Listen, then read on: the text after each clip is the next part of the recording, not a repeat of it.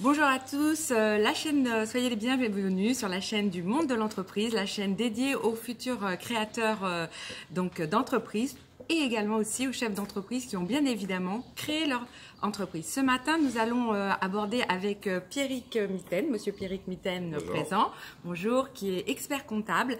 La question importante d'un des piliers quand on crée sa création, et souvent le futur chef d'entreprise est sur cette question un peu stressé parce que pour lui, c'est vraiment le point, on va dire, sur lequel on est un petit peu... c'est incontournable, mais comment je vais le faire? Et donc, on a un expert comptable ce matin pour nous parler du business plan. Alors, Pierrick, le business plan, c'est un point important dans la création. C'est un point hyper important. Alors, en fait, souvent, c'est un exercice qu'on pense juste faire des chiffres sur un tableau et puis devenir millionnaire sur un tableau Excel. Waouh! En fait, c'est pas du tout ça. L'idée maîtresse du business plan, finalement, c'est de mettre sa vision de son entreprise sur papier et donc vraiment réfléchir à sa stratégie. Donc cette vision à court, moyen, long terme, donc il y a une vraie réflexion à avoir. Et donc en ayant mis sur papier cette stratégie, on va voir aussi comment on va le mettre en place, c'est-à-dire quels moyens marketing on va mettre en place, quelles ressources humaines on va recruter, quelles machines il faut acheter. Donc tout ça, c'est une véritable réflexion qui ne sort pas comme ça du chapeau. Il y a une véritable réflexion pour qu'on puisse après montrer ce document-là, qui reste un document écrit, à des tiers extérieurs, notamment en général les banques, mais ça peut être aussi des clients, des fournisseurs, des partenaires financiers, autres que les banques. Et dans tous les cas, ça restera un outil de travail au quotidien pour pouvoir voir si on est dans les clous au fur et à mesure de nos avancées. Donc c'est vraiment mettre sur papier notre vision. Faut pas partir comme ça à l'aventure sans en ayant réfléchi 2-3 secondes, quoi. Donc ça montre un sérieux et on se rend compte rapidement que finalement nos rêves, il faut les redescendre un petit peu par rapport déjà à l'activité qu'on prévoit, parce que c'est la clé au départ, hein, c'est de bien prévoir une activité qui soit réalisable. On ne devient pas millionnaire comme ça en claquant des doigts. Wow.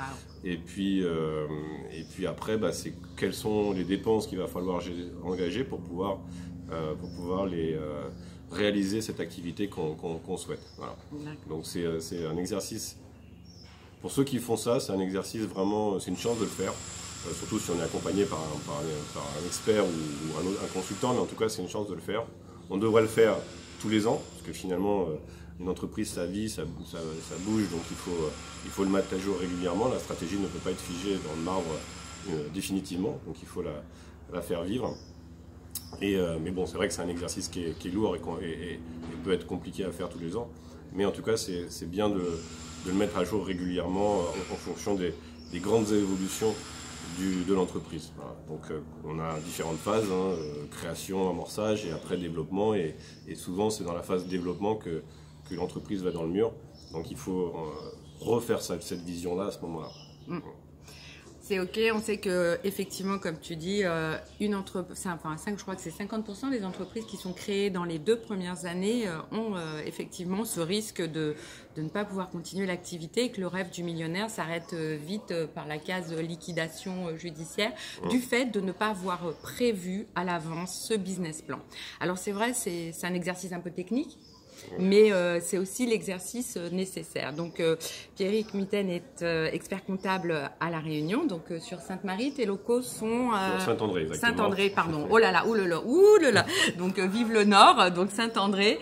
Et donc tu as une équipe de plusieurs personnes qui peut être dédiée, donc recevoir des futurs porteurs. Et combien faut coûter à peu près, question qui fait mal, environ une idée de prix, un business plan? Ça dépend en fait beaucoup de choses. En fait, il y a un business plan, on peut attaquer, nous, avec le porteur de projet, dans l'idée, c'est-à-dire qu'il a juste l'idée, et dans ce cas-là, on va l'aider à créer un véritable business model par rapport à son idée. Donc là, c'est un accompagnement un peu plus poussé sur la stratégie, sur comment il va atteindre sa cible.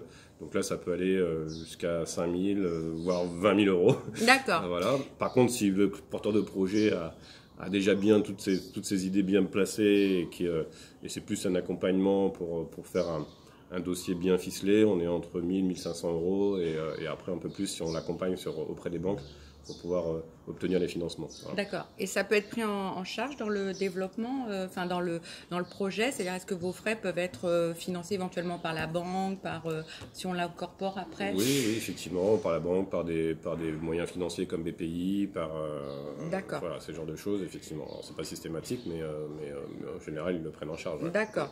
Donc, peut y avoir une prise en charge. Donc, n'hésitez pas. Voilà, c'était une petite matinale. Nous, on va prendre notre petit café maintenant et j'espère que ces informations vous ont été utiles. Donc, la chaîne du monde de l'entreprise, 06 92 43 34 41. Pierrick, ton numéro professionnel, s'il te plaît. 06 92 74 49 86. Alors, n'hésitez pas, appelez et surtout, prenez des informations, ne restez pas seul. Et croyez-moi, l'entreprise, on a besoin d'accompagnants. Bonne journée, bonnes affaires à tous et à bientôt. J'attends vos questions, vos partages. Merci.